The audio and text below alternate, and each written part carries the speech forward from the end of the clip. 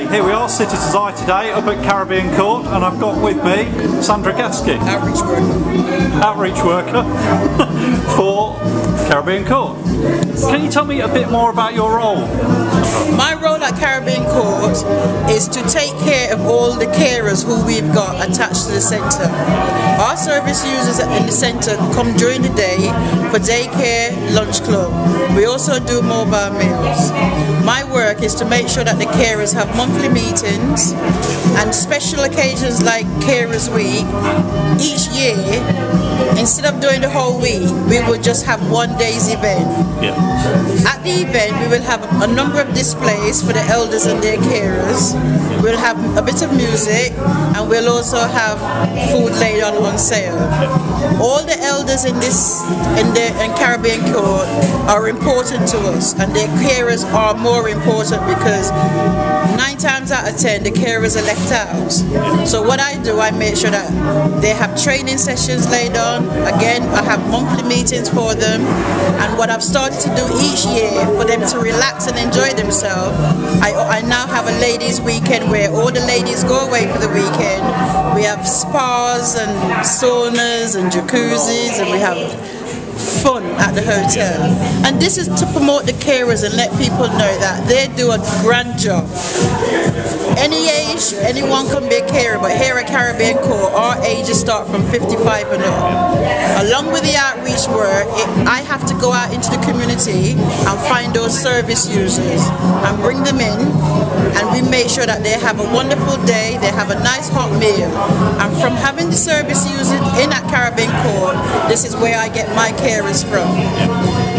From the carers of coming to Caribbean Court, they can access any services that Caribbean Court. We do 6 services, and again, it's daycare, sitting service, mobile meals, and lunch club. The sitting service is also something for the carers.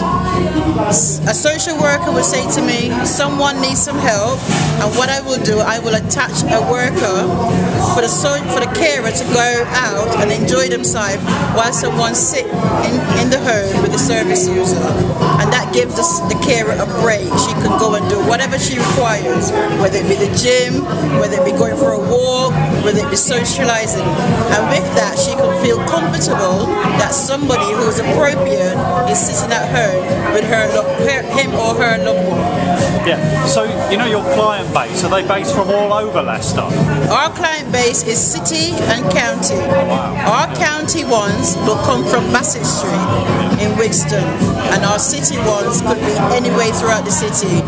We go from North Leicester, West, all over the city to pick up our clients. We have 2 buses, and we do one inner circle and one on the outer circle. Yeah. I was just thinking, what a fantastic atmosphere here today. I hope this is the kind of music that I would have in a care centre when I'm older. Well, this is why we're doing it, because I want to be here when I get old. Yeah. So what we want to do is, like, our chairman, Mr. Hudson, founded this building, and this is his baby. Yeah. And he's here now, and he's still carrying out what he started off. And for us, it's important to continue the word that him and a lot of other elders that he worked with back in the 80s to continue this, because I want to be one of those coming in here and sitting down and doing exactly the same thing what we're doing today for me. Yeah.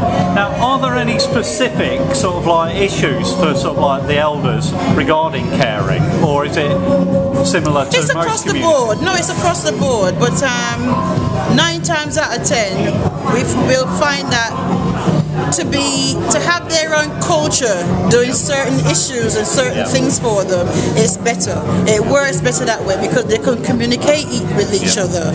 If you have a communication problem with a service user and a worker, that is difficult. Yeah. So what we need to reflect on is that, yes, we're all in the same boat, but there's different aspects of caring that the black community, has to do.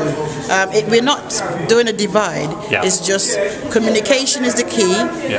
Accepting that these people prefer somebody from their cultural background, because it gives them time to reflect about when they was back in the Caribbean, and you and them can reminisce about the same thing, because as a younger person, I go to the Caribbean, I see what goes on in the Caribbean, and then something will happen and I'll think to myself, oh yes, that's what one of our elders said when she was younger back in the Caribbean. So those kind of things there reflect on the young and the old. And what we tend to do here at Caribbean Court as well, we have a lot of school leavers, and we think it's a fantastic thing, because the school leavers will come in, they'll go into the day room and they'll sit in the chat about the way they were brought up and the way the youngsters are today.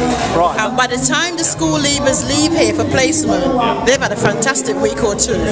It's great. I was going to ask about that, whether there's, you know, the young people are willing to get involved in Yes, they are.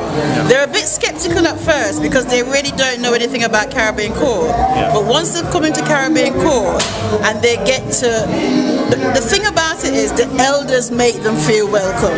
So once that ice is broken, the first couple of hours, what happens is our senior care officer, Paula, she will take one of the students out on the bus to pick up the clients. Now that's the basis of it all, because then they'll start talking.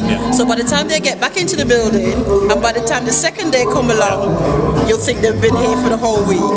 So that's how we build up a relationship with the young and with the old. And on top of that, we also have social workers who do their placement here at Caribbean Court, and they're amazed, because to them they think Caribbean Court is a more family base rather than just a day centre, you know, and they're just amazed at the relationship that the staff and the client that's based here at Caribbean Court's got.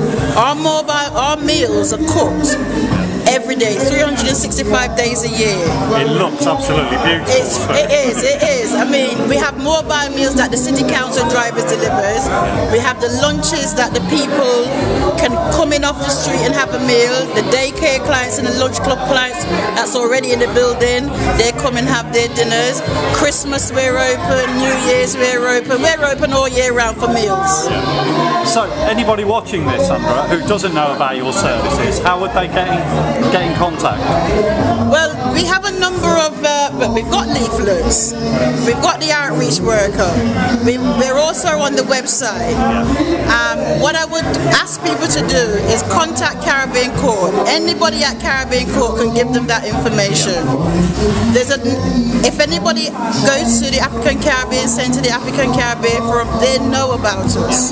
So, and we've been here since 1983, so we should be well known. A lot of people say that they don't know that we are here, but we are here. A lot of people also think that it's a residential home and a nursing home. It is not.